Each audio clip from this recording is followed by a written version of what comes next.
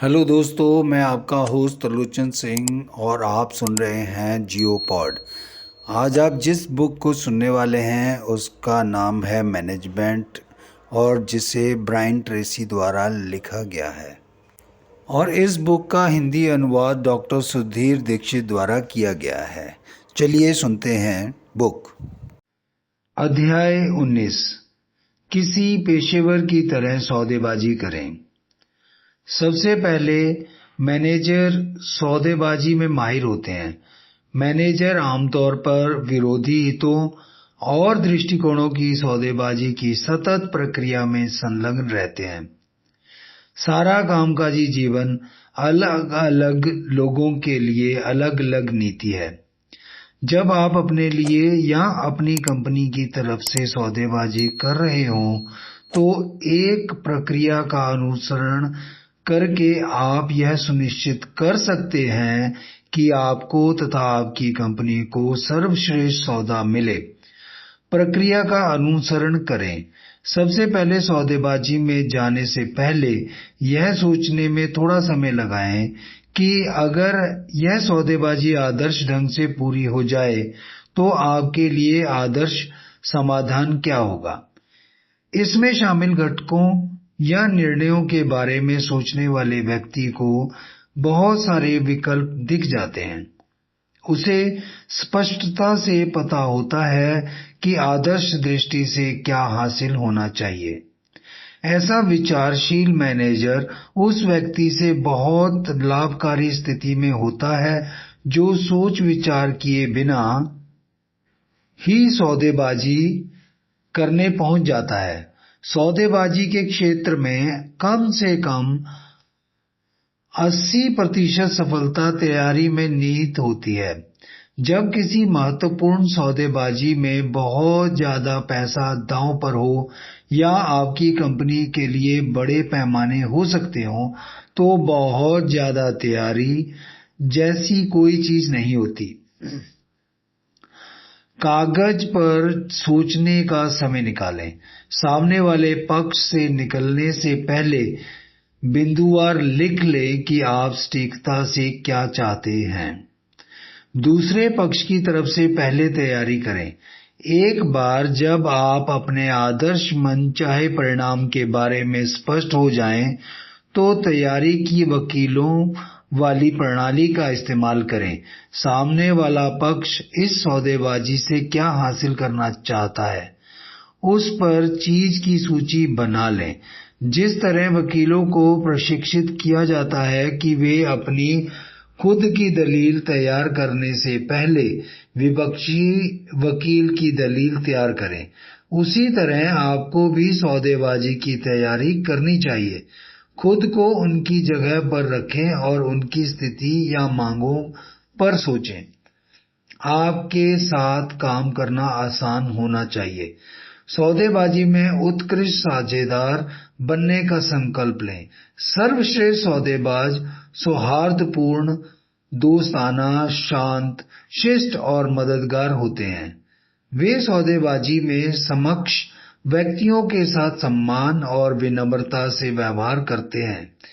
वे एक cup coffee या एक गिलास पानी लेकर सामने वाले पक्ष को आरामदेह बनाने और मित्रतापूर्ण रहने की पूरी कोशिश करते हैं।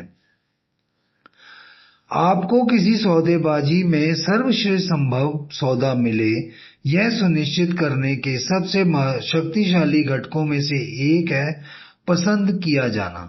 सामने वाला व्यक्ति आपको जितना ज्यादा पसंद करता है, वह आपसे उतना ही ज्यादा प्रभावित होता है।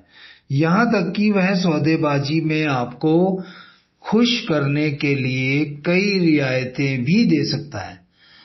आपने सखत सौदेबाजी के बारे में जो भी पढ़ा या सुना है उसे भूल जाएं। यह केवल फिल्मों में ही कारगर होता है। यदि आप किसी सौदेबाजी में मुश्किलें खड़ी करते हैं या बहुत ज्यादा मांगे करते हैं तो काफी ज्यादा संभावना है कि सामने वाला पक्ष चर्चा को खत्म कर देगा या उठकर बाहर चला जाएगा। अगर कोई किसी सौदेबाजी में आपके लिए मुश्किलें खड़ी करता है तो तनाव रहित व खुशनुमा बनने का संकल्प लें और सामने वाले के शांत होने का इंतजार करें। परस्पर लाभप्रद समाधान की कोशिश करें। सौदेबाजी के आदर्श परिणाम को परस्पर लाभ की स्थिति कहा जाता है। इसमें दोनों ही पक्षों को यह महसूस होता है कि उन्हें अच्छा सौदा मिला है। दोनों ही पक्ष महसूस करते हैं कि वे किसी तरह से जीत जाएं। कोई भी पक्ष सौदेबाजी के परिणाम से असंतुष्ट या नाखुश होकर नहीं जाता है। याद रखें, कारोबारी साझेदारी का इस उद्देश्य ऐसी अनुबंध में दाखिल होना है जहां दोनों पक्ष उस परिणाम से पर्याप्त खुश हों ताकि वे सौदेबाजी में किए गए वादे निभाएं और भविष्य में भी उस पक्ष के साथ सौदेबाजी करने को तैयार रहें। दीर्घकालीन सोच रखें। व्यक्तिगत रूप से मेरे अनेक व्यावसायिक संबंध रहे हैं जिनमें सौदेबाजी शामिल रही है और यह 25 साल से भी ज्यादा समय से हो रहा है। चूंकि मैंने इतने वर्षों में हमेशा तैयारी की है और न्यायपूर्ण रहा हूं तथा मैंने परस्पर लाभ की इच्छा है, इसलिए मैं उन्हीं पक्षों के साथ मिलियनों डॉलर मूल्य की सौदेबाजी कर सकता हूं। मैं बिना तनाव या दबाव के इन पक्षों के साथ आज भी व्यवसाय करता हूं। यह आपका भी लक्ष्य होना चाहिए। जब आप कोई सौदेबाजी शुरू करते हैं तो आपको सबसे पहले तो सटीकता से यह पता लगाना चाहिए कि सामने वाला क्या चाहता है और महत्व के किस क्रम में चाहता है।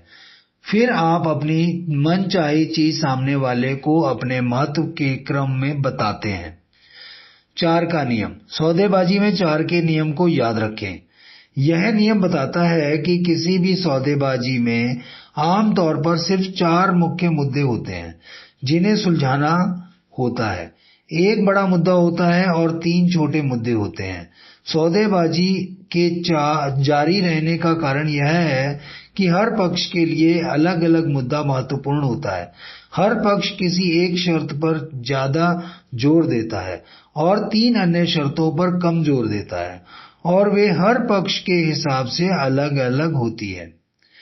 दोबारा सौदेबाजी के लिए तैयार रहें।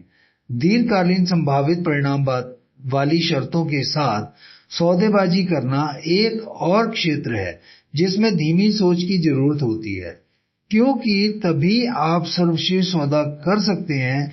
यह भी याद रखें कि कोई भी सौदेबाजी कभी अंतिम नहीं होती।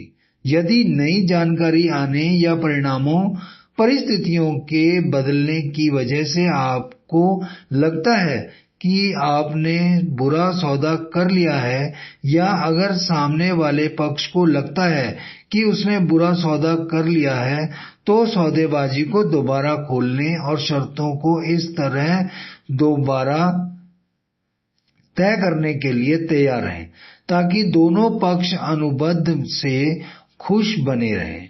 जब दोनों पक्ष अनुबंध से खुश होते हैं और बने रहते हैं तो वे सौदेबाजी को सफल बनाने के लिए मिलकर काम करेंगे और वे भविष्य में भी सफल सौदेबाजी में दाखिल होंगे।